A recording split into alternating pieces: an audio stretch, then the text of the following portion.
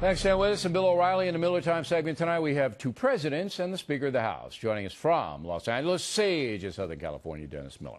So the Obama trip abroad, I mean, I haven't been much around. You know, everything's nice, dancing and everything. And what have you picked up?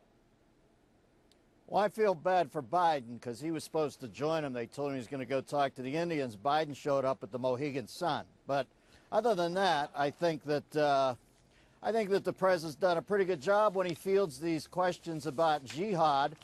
I understand what he has to do, but I just want to remind him, I think Americans know that there are a myriad of permutations of the word jihad.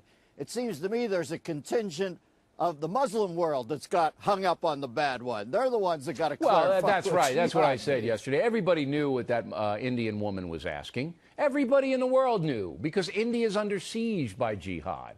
And the woman had, you know, a sincere question. Hey, what do you think? And once again, we did a lambada. We dance around, okay? And it just drives me crazy. I wish he would stop it. Well, he's a little mincing on that issue. And I would remind you, the woman hard-pressed him right out of the box. She was with the Darjeeling Tea Party, Billy. That's why she came out. And they're rising in Bangalore very, very quickly over in India. Look, I think everybody around the world, with the possible exception of the French, may be tired of the BS. You know, even the Norwegians are going, you know, we're getting a little tired of this. We're getting a little tired of it. All right.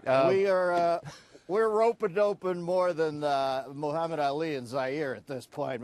We get it. There's different types of jihad. Right. We want them to take Not all the type Muslims that are blows things up. terrorists. We get it. Yeah, and quit blowing it up. Right. Yeah. Just focusing on the Muslims who want to kill everybody. Then that's all I want. Right. That's all I want. Okay. President Bush, I'm interviewing him tomorrow in Ohio. We want you to watch that, Miller. But I'm like 16th in line after the Dairy Queen guy got a shot at him. So how's he done so far? Well, I like Bush, but some of the people he's decided to be with, you know, cracks me up. Look how solemn Matt Lauer is here. You know, Bush doesn't have to apologize to me, as per Matt Lauer. If he's going to apologize to the American people, please, Mr. President, I want you to put my name up there and say, I'm not requesting an apology. When I vote for a guy, I assume it's a brutal job, and the buck might stop on the president's desk, but it always seems to start with morning show hosts like Matt Lauer, who are in the feel-good business. Bush has to answer to his God, himself, and history. Matt Lauer has to answer to his segment producer. And he doesn't owe me an apology. The man did what I elected him to do, which is make hard calls in hard times, and this touchy-feely thing about apologizing. Now, promise me this, Billy. If you do talk to him tomorrow in Ohio, I have one question I want you to ask. Right. Has he ever actually seen that tiny alien corpse from Roswell? Because I assume we'll get into the alien thing big. Yeah, I'll spend a lot of time on that if he has the alien thing knocked down. Just so Jesse Ventura can be happy. Now, Nancy Pelosi apparently thinks she won. The Democrats won in the election earlier this month, and is throwing parties and doesn't have any regrets. And you say?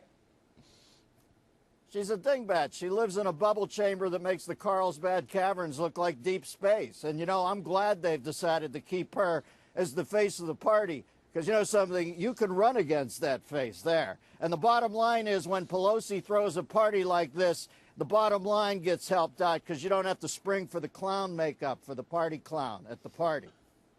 The party clown. You know, I've always thought that Mrs. Pelosi is well turned out and, you know, makes a nice appearance. It's just when she opens her mouth that the problems, you know, and I would really like to interview Nancy Pelosi, and she'll never do it. But I would really like to do it. She's like Gilda or Rita Hayworth and Gilda whipping her hair up. She's a delight. I don't know. I have no problem with the way she presents herself physically. Billy, she looks like she's perpetually witnessing the Hindenburg docking. Well, that, you know...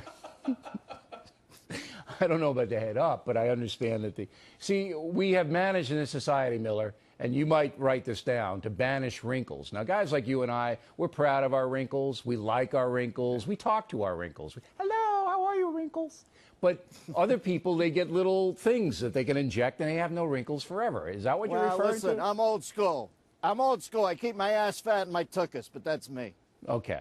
And in your situation, you really don't need anything else. Now, finally... You live on the California coast, and I understand that the California coast is now under attack by Phantom missiles. Is that correct? Well, I figured this whole thing out. My sources tell me that Charlie Sheen got hold of some pharmaceutical blow, and that's what happened there. So don't worry. It's not an invasion. It's just Chuck's back partying West Coast style now. Now, Miller, with all due respect, no one understands what pharmaceutical blow is. I think it's cocaine of some kind, but why would it cause a missile trail?